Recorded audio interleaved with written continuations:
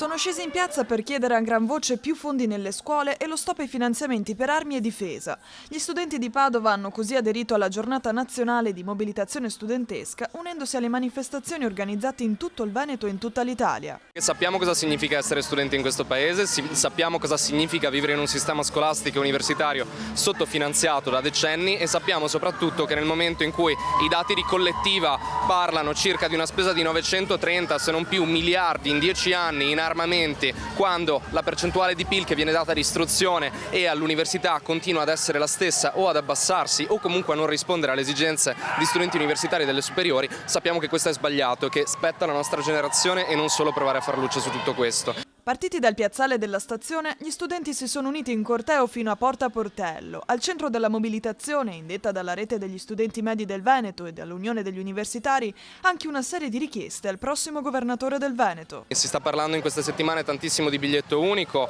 ne sta parlando anche il candidato della Lega Stefani, quando noi sappiamo che sono circa 7-8 anni che chiediamo a quella stessa rappresentanza in Consiglio regionale che ha avuto la presidenza tramite Luca Zaia di investire ad esempio in biglietto unico e trasporti agevolati per gli studenti, per cui ecco, quella è una delle richieste principali, la residenzialità gestita dall'ESU, quindi investire anche da quel punto di vista in residenze pubbliche accessibili per studenti e studentesse, il fatto di riuscire a garantire alle famiglie di vivere il percorso universitario e scolastico non come qualcosa da potersi permettere, ma come qualcosa di garantito dallo Stato, dal Paese, dalla Regione.